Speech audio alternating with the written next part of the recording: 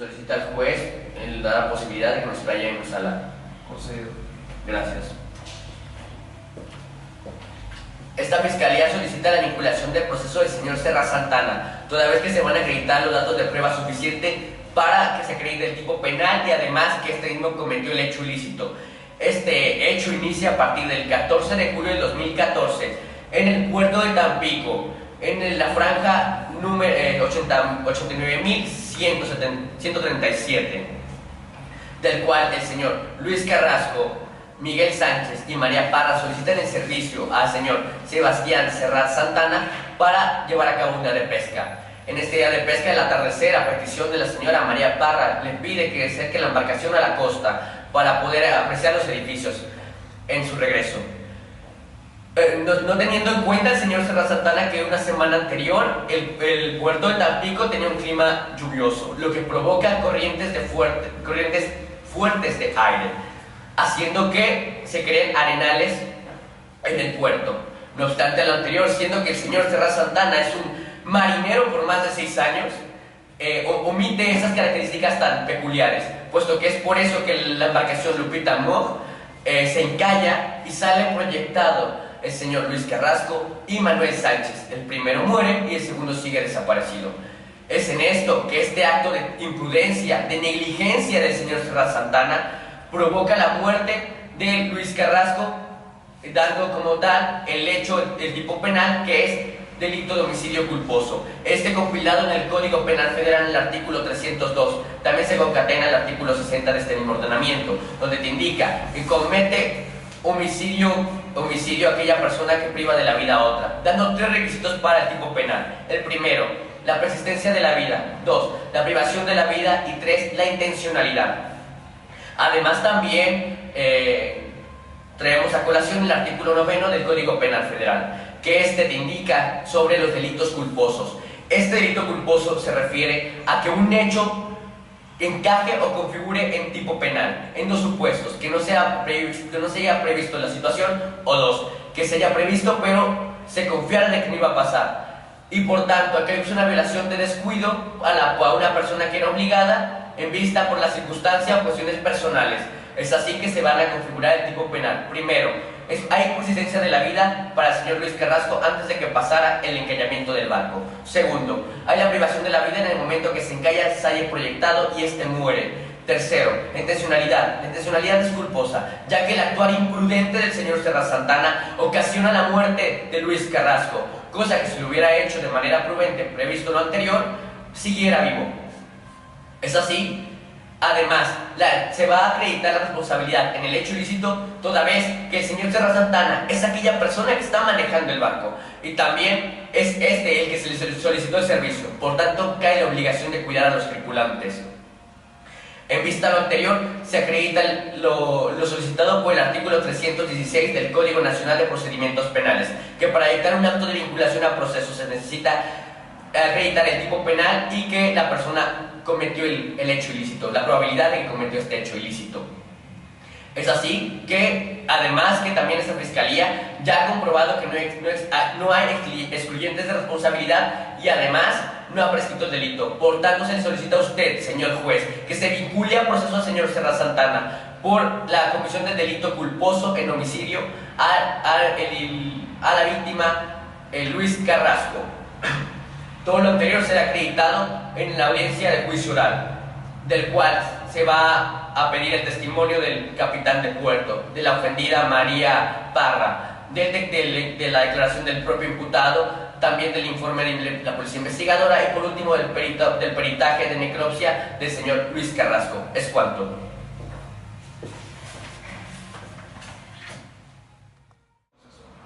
Solicito a su señoría permiso para desplazarme por la sala. Concedido. Gracias.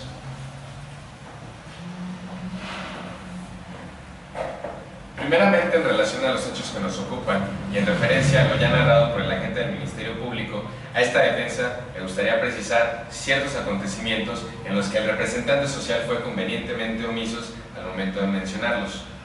Primeramente, el agente del Ministerio Público jamás menciona que el día que acontecieron los hechos presumiblemente constitutivos de delito, el señor Luis Carrasco, en compañía del señor Manuel Sánchez, se encontraban a bordo de la embarcación propiedad del señor Sebastián Serrat ingiriendo una gran cantidad de bebidas alcohólicas. Es decir, no se trataba ni de una, dos o tres cervezas, sino que incluso llegan a terminar con todo el alcohol que había a bordo de la embarcación. Posteriormente, al momento de regresar por la costa, el agente del Ministerio Público tampoco menciona en ningún momento que el señor Sebastián Serrat, una vez que le fue hecha la petición por parte de la señora María de Jesús González Parra a través de su difunto esposo, hace uso de los instrumentos como lo son el plotter y la carta náutica para verificar que no exista riesgo alguno que ponga en peligro la vida de los tripulantes. Asimismo, tampoco en ningún momento se hace mención respecto a que las únicas dos personas que lamentablemente salen proyectadas de la embarcación, y en el caso del señor Luis Carrasco impacta sobre las rocas, y en el caso del señor Manuel Sánchez termina desaparecido, son precisamente las únicas dos personas que con anterioridad habían estado bebiendo durante todo el día. Ahora bien, respecto al derecho mencionado por el agente del Ministerio Público, esta defensa no tiene controversia alguna que presentar respecto a los dos primeros elementos del tipo, como lo son la preexistencia de la vida y la posterior privación de la misma. Sin embargo, consideramos que el tercer elemento del tipo, fundamental para que se acredite el delito que nos ocupa, no se encuentra de forma alguna acreditado. Esto es así toda vez que el agente del Ministerio Público refiere que el actuar del señor Sebastián Serrat fue imprudente, negligente y sin previsión alguna de los posibles daños que podrían acontecer si actuaba de esta determinada forma. Esto no es así toda vez que, como ya lo referimos con anterioridad, el señor Sebastián Serrat, desde el momento en que se le formula la petición por parte de la señora María de Jesús González Parra, trata de evitar todo posible daño que pudiera acontecer. Esto especialmente a través del uso de dos instrumentos que son ordinarios respecto a cualquier navegante, como lo son el plotter y la carta náutica. El plotter siendo un instrumento que a través de pulsos electromagnéticos permite conocer si hay algún obstáculo oculto en el suelo marino, y la carta náutica que de la misma forma permite conocer si existe algún indicio que pudiera poner en peligro la navegabilidad de un bote. Por tanto, el señor Sebastián Serrat, sabedor, conocedor de los riesgos que implicaba esta maniobra, especialmente dado el clima que había acontecido la semana anterior, es especialmente cuidadoso para verificar que no exista riesgo alguno que pueda poner en peligro la vida de los tripulantes. Lamentablemente, todos estos hechos acontecen en una suerte de combinación de elementos que resultan adversos para todas las partes. Esto es así, siendo que la formación del arenal y la posterior, el impacto del barco contra el mismo es producto de una consecuencia natural que a todas luces resulta imprevisible, y que no existe instrumento, elemento o mecanismo alguno que hubiera permitido al señor Sebastián Serrat hacer frente a un obstáculo como este. Es decir, se trata de la acción de la naturaleza sobre los acontecimientos que se suscitan. Nadie está obligado a lo imposible, y por tanto este lamentable acontecimiento no es sino algo que no podía evitarse de forma alguna. Por tanto, y no habiéndose acreditado este tercer elemento del tipo fundamental para la vinculación a proceso, es que esta defensa solicita a su señoría que sirva de dictar auto de no vinculación a proceso a favor de mi defendido, el señor Sebastián Serrat Santana. Es cuanto.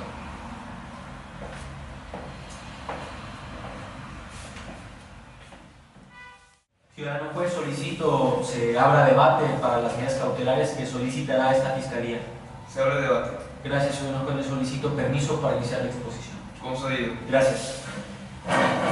En atención a lo que establecen los artículos 155, 156 y 157 del Código Nacional de Procedimientos Penales en relación con el artículo 313 del mismo compendio normativo, es que esta representación social considera que es de solicitarse y solicita se decreten las siguientes medidas cautelares. Se solicita se decrete la contenida en la fracción primera del artículo 155, consistente esta en la presentación periódica ante el juez o ante la autoridad distinta que te designe.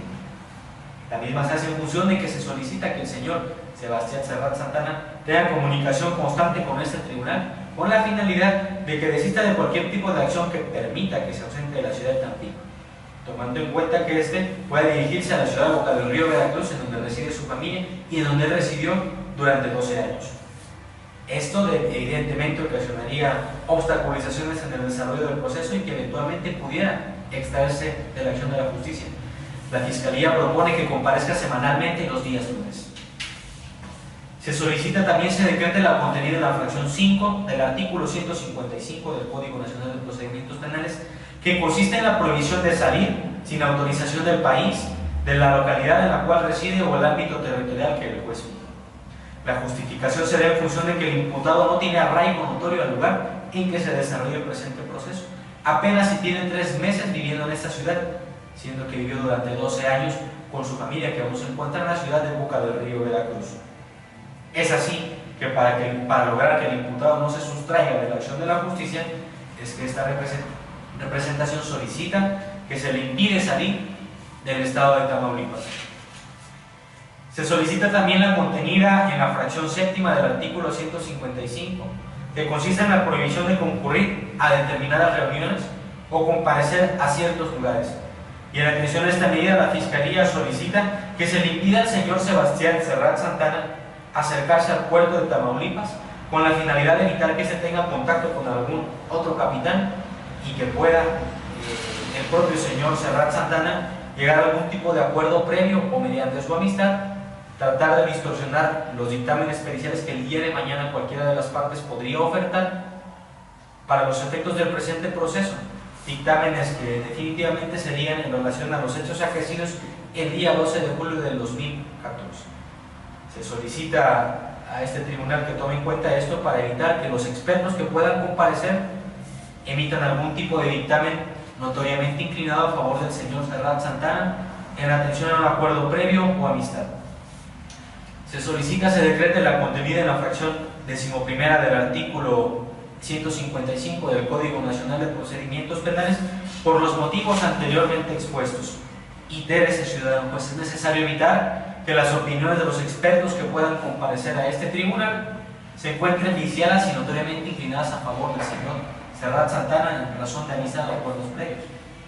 Se solicita por último que se decrete la contenida en la fracción 12 del artículo 155, que consiste en la colocación de localizadores electrónicos. La misma que se solicita en razón de que el señor tiene conocimiento de la ciencia marítima y podría de manera muy sencilla escapar por el mar. Además, esta medida se concatena con la medida cautelar de impedimento para comparecer a determinados lugares. Esto proporcionaría certeza de que el señor no sucederá a los lugares que la Fiscalía solicita le sea impedido comparecer. Esta representación manifiesta que las diversas medidas cautelares se solicitan con la finalidad de poder evitar que el imputado se sustraiga de la acción de la justicia sin conculcar sus derechos a la libertad personal, las garantías judiciales y la presunción de inocencia contenidas en los diversos artículos 7 y 8 de la Convención Americana de Derechos Humanos en relación con el propio artículo 1.1 de dicha convención, así como lo dispuesto por los artículos 14, 16 y 20 de la Constitución Política de los Estados Unidos Mexicanos. Todas ellas se encuentran justificadas y son atinentes a los principios de razonabilidad y proporcionalidad que exige nuestra Constitución, el Código Nacional de Procedimientos Penales y lo que ha desarrollado la Corte Interamericana en los diversos casos Chaparro, Álvarez y Lapo Íñiguez en contra de Venezuela y Nicaragua. Sin otro particular, ciudadano juez, solicitamos permiso para descansar.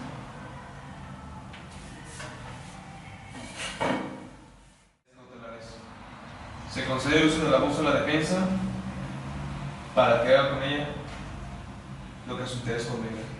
Gracias. Solicito permiso para desplazarme por la sala. Concedido. Gracias, señor juez.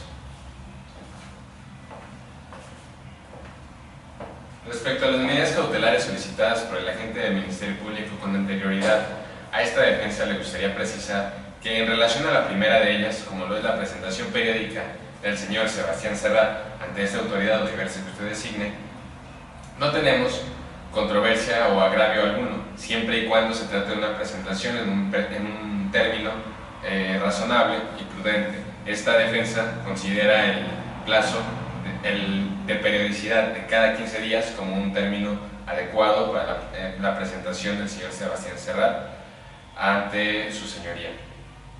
En cuanto a la segunda de las medidas cautelares solicitadas por el agente del Ministerio Público, como lo es la prohibición de concurrir al puerto de Tampico, Tamaulipas, esta defensa considera que dicha medida es infundada e inadecuada para la tramitación del presente procedimiento. Esto es así puesto que el Ministerio Público argumenta que el establecimiento de esta medida cautelar sería con vistas a evitar una posible contaminación del proceso ante la eventual posibilidad de citar a declarar a alguna de las personas que trabajan en este puerto en caso de que se requiera rendir un dictamen pericial o alguna diligencia similar. Sin embargo, de la investigación realizada por la Unidad de Medidas Cautelares y del comportamiento visto hasta el momento del señor Sebastián Serrat, no se aprecia indicio alguno de que esta pueda ser la naturaleza de mi defendido. Por tanto, el temor que tiene el Ministerio Público respecto al acontecimiento de estos hechos es totalmente infundado. Respecto a la tercera de las medidas cautelares solicitadas, como lo es la suspensión temporal en el ejercicio de su profesión, esta defensa considera que en virtud de la naturaleza de las circunstancias que rodean al señor Sebastián Serrat es improcedente e inadecuada. Eso es así toda vez que el señor Sebastián Serrat, si bien habita solo en la ciudad de Tampico, Tamaulipas, tiene una familia en la ciudad de Boca del Río, Veracruz. Esta familia está compuesta por su señora esposa y una niña menor de 8 años de edad, quienes ambas dependen económicamente del señor Sebastián Serrat y por tanto dependen también de los ingresos que el señor Sebastián logre generar a través de su trabajo en el puerto de Tampico, Tamaulipas. En el caso de que se dejara sin posibilidad de ejercer su trabajo, a mi cliente se estaría dejando en estado de indefensión tanto a la menor como a la señora madre respecto a la posibilidad de allegarse medios económicos suficientes para subsistir de manera adecuada. Además, esta afectación, que ya de por sí es grave, no se circunscribiría solamente a estas dos personas, sino que incluso causaría perjuicios a incluso mi propio defendido. Esto es así toda vez que el trabajo en el puerto del señor Sebastián es el único que él tiene para poder allegarse a los medios suficientes para poder sobrevivir.